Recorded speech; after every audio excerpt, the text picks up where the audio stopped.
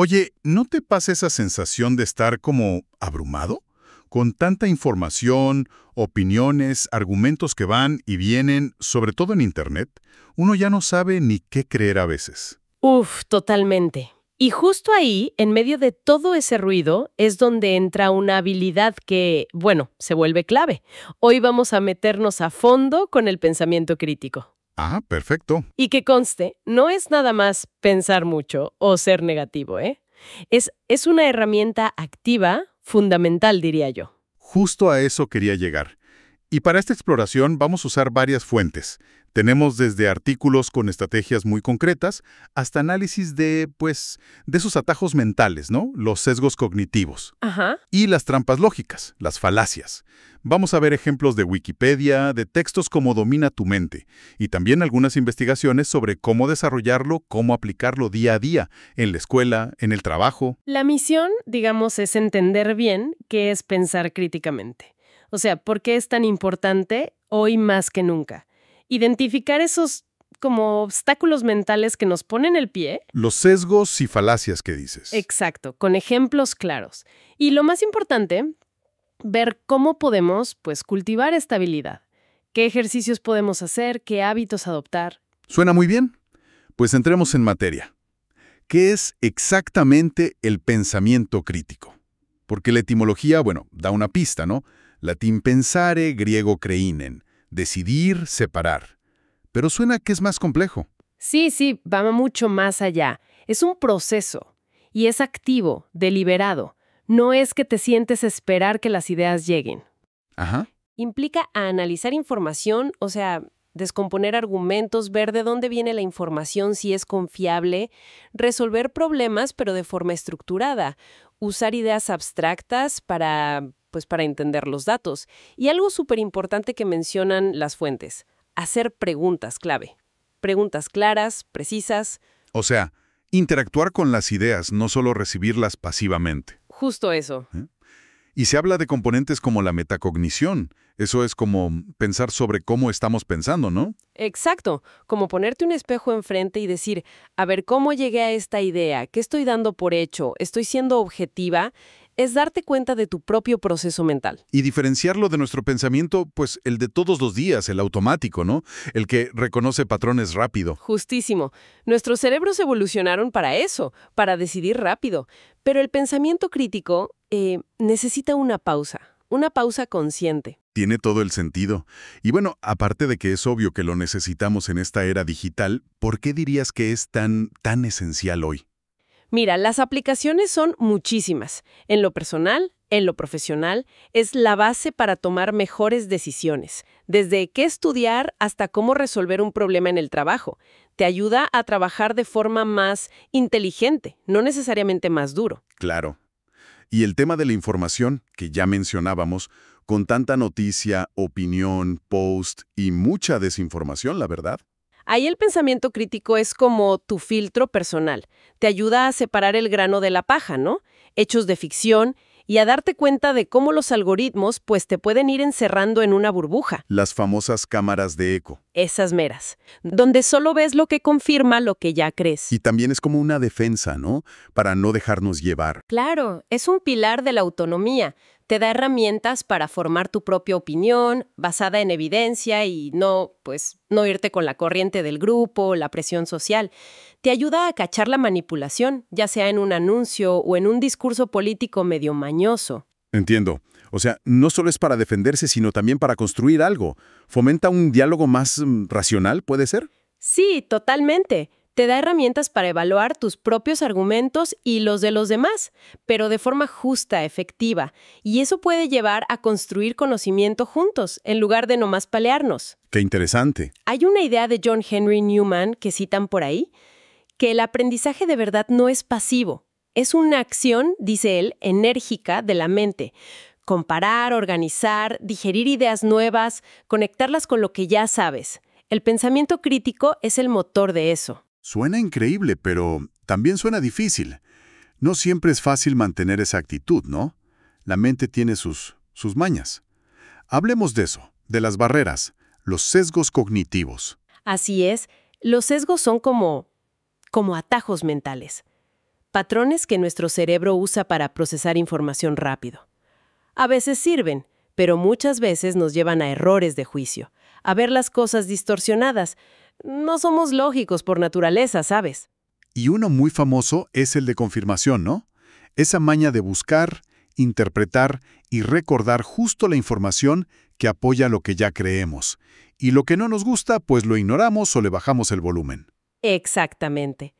Y es casi inconsciente a veces. Combatirlo requiere un esfuerzo, ¿eh? Buscar a propósito lo contrario, las perspectivas que no te gustan.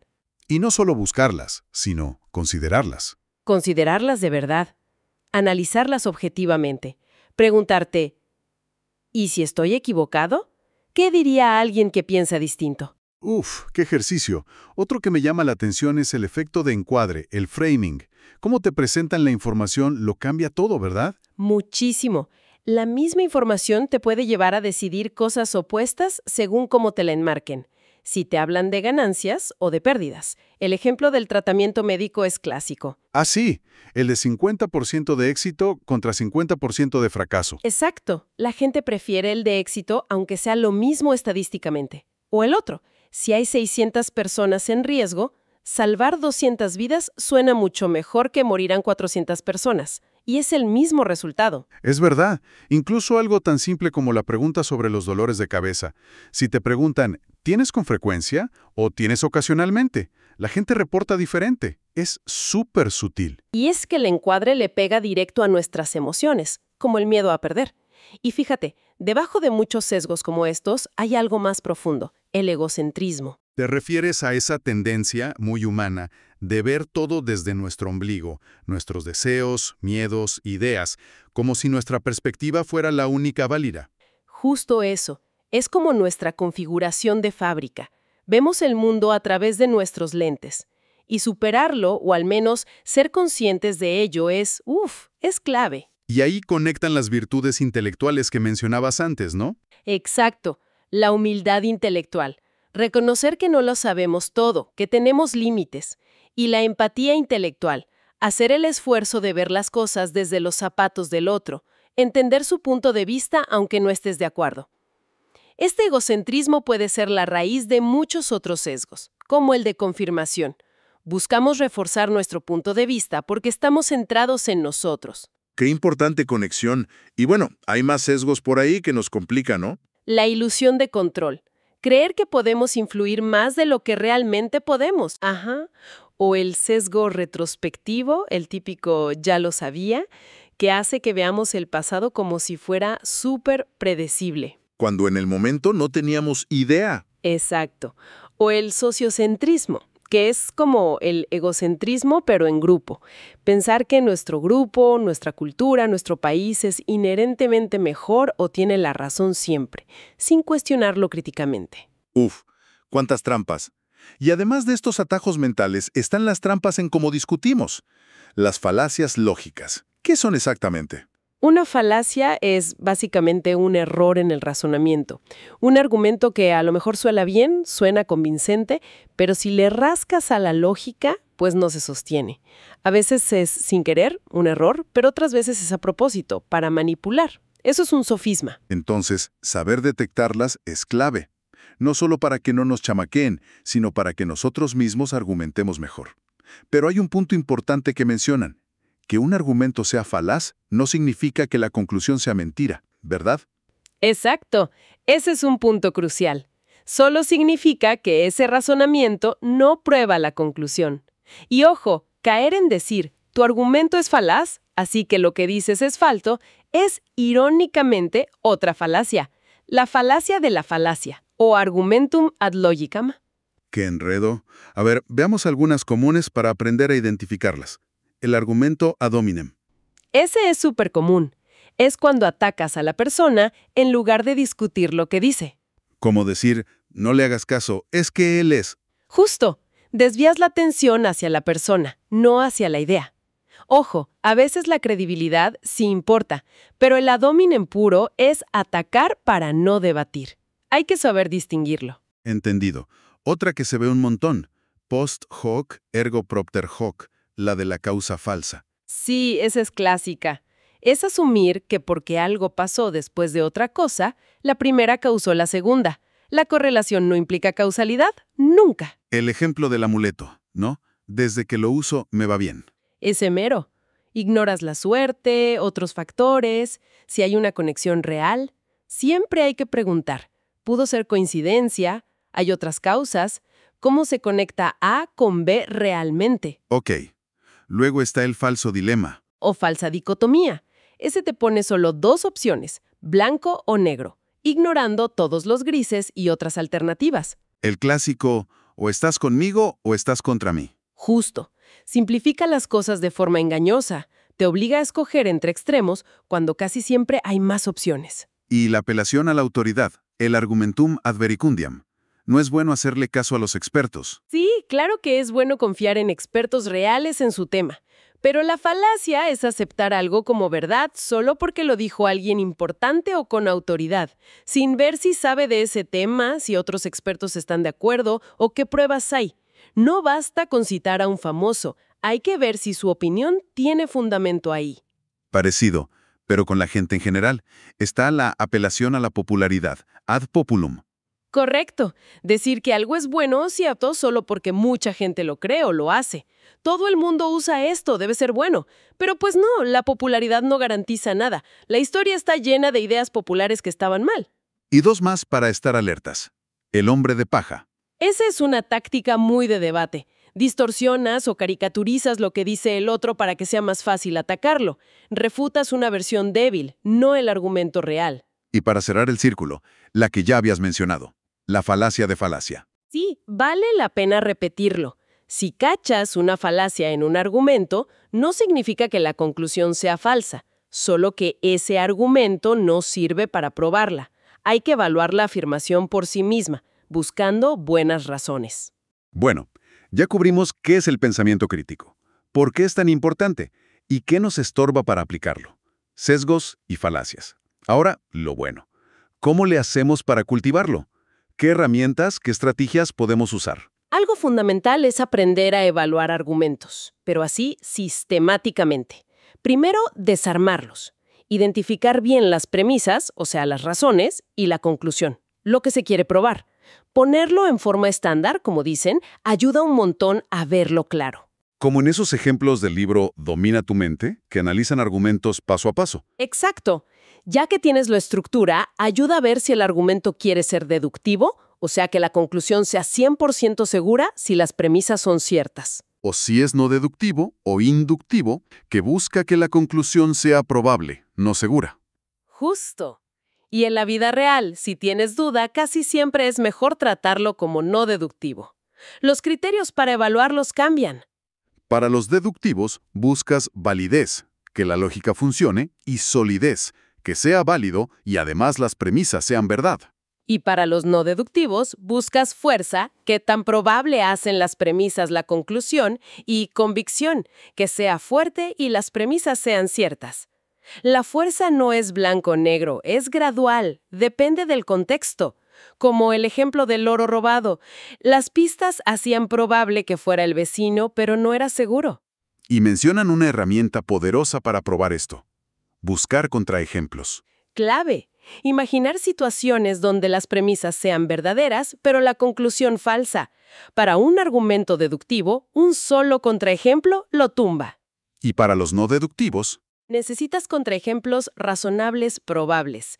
Si los únicos que se te ocurren son súper raros o fantasiosos, como lo de los aliens o disfraces perfectos en el ejemplo de la caja fuerte, eso te dice que el argumento original chance sí es fuerte. ¿ok? Y aparte de esta lógica, están los estándares intelectuales universales, como una lista de chequeo, ¿no? Claridad, exactitud, precisión, relevancia, profundidad, amplitud, lógica. Importancia y justicia. Son preguntas guía excelentes. ¿Se entiende bien? Es exacto. Viene al caso. Considera la complejidad. Ve otros lados. Son geniales para medir la calidad de cualquier razonamiento. Y hay ejercicios prácticos, más allá de analizar argumentos. Sí, como el de explicar el problema. Asegurarte de que entiendes bien la bronca antes de querer resolverla. A veces tratar de explicársela a otros te revela que ni tú mismo la tenías clara. O la escalera de inferencia. Ese me suena interesante. Es buenísimo. Es darte cuenta de cómo, a partir de un dato, escalón 1, seleccionas algo, 2, le pones significado 3, haces supuestos 4, llegas a conclusiones 5, formas creencias 6 y actúas 7. El ejercicio es pararte en cada escalón y preguntar, ¿qué más podría ser? ¿Hay otras formas de verlo? El ejemplo del colega que te evita, no asumir luego que está enojado. Exacto. ¿Qué otras 5 razones podría haber? Te obliga a no saltar a conclusiones. Esto deja claro que pensar críticamente no es solo técnica, sino también actitud. Cultivar hábitos, casi virtudes. Totalmente. Las fuentes hablan mucho de eso. Curiosidad, ser sistemático. Y las virtudes que ya tocamos. Humildad intelectual, autonomía intelectual, pensar por ti mismo pero con evidencia, integridad, perseverancia, confianza en la razón, empatía intelectual y justicia o fair-mindedness. Considerar otros puntos de vista de buena fe. La escucha activa también entra ahí. Fundamental. Escuchar de verdad a los demás, aunque piensen distinto, refina tu propio pensamiento. Y sugieren también como adoptar un enfoque medio científico en lo cotidiano. Sí, el ciclo básico. Observas, preguntas, haces una hipótesis, piensas cómo probarla. Y aquí lo clave es buscar cómo refutarla, no solo confirmarla. Ah, eso es distinto a lo que hacemos normalmente. Exacto. Es el antídoto al sesgo de confirmación. Y aceptar que no sabemos todo, que el conocimiento cambia. Y no es pura lógica fría, ¿verdad? Mencionan que se complementa con la creatividad, pensamiento vertical y lateral. Correcto. Necesitas la lógica, el análisis, vertical, pero también la chispa, el ver las cosas diferente, buscar soluciones nuevas, lateral. Son 2 caras de la misma moneda para pensar bien. Entonces, para ir cerrando, la gran idea es que el pensamiento crítico no es algo con lo que naces o no, es una habilidad, se construye, se practica. Es un viaje, sí, de cuestionar activamente, de analizar con rigor, de ser humildes con nuestros sesgos y cachar las falacias, de aplicar esos estándares de calidad al pensar. Y hoy vale oro, para decidir mejor, para no dejarnos manipular, para navegar este mundo digital tan complejo y, pues, para participar de forma más constructiva en la sociedad. Totalmente. Más autónoma, más responsable. Y para dejar pensando a quienes nos escuchan. Las fuentes hablan mucho del reto específico de lo digital, ¿no? La infodemia, los algoritmos, las fake news. Exacto. Y eso me lleva a una pregunta que me queda rondando. ¿Será que esta avalancha digital, con su velocidad, sus algoritmos que no entendemos bien, su personalización, ¿será que exige algo más que las habilidades críticas de siempre? ¿Cómo qué? Pues no sé, quizás una especie de epistemología digital. O sea, una forma nueva de saber qué es verdad, cómo validar la información específicamente en línea. Porque ya no es como antes, ¿no? Las fuentes son difusas, lo viral no siempre es cierto. Claro. ¿Cómo verificamos la credibilidad en este entorno tan resbaladizo? Esa es la pregunta. Una cuestión abierta, pero creo que fundamental para nuestro tiempo. Necesitamos nuevas herramientas para pensar críticamente en la era digital. Ahí se las dejamos.